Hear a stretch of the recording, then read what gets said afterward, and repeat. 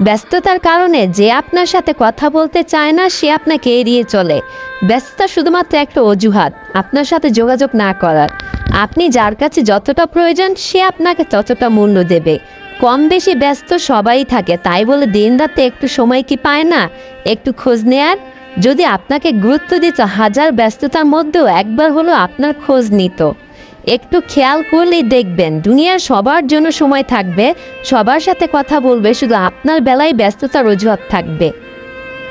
আসলে তারা আপনার সাথে কথা বলতে চায় না, তাই তারা নানাভাবে অজুহাত দাঁড় করাবে। আর আপনি যদি বোকা হন তাহলে তার এই মিথ্যে অজুহাতগুলো অন্ধের মতো বিশ্বাস করবেন। যে আপনার গুরুত্বে মূল্য দেয় না তার পিছনে ব্যয়ের মতো সময় ব্যয় করা বোকামি। আপনি নিজেকে নিয়ে ব্যস্ত থাকবেন, দেখবেন অন্যের অজুহাতগুলো ঠুনকো মনে হবে।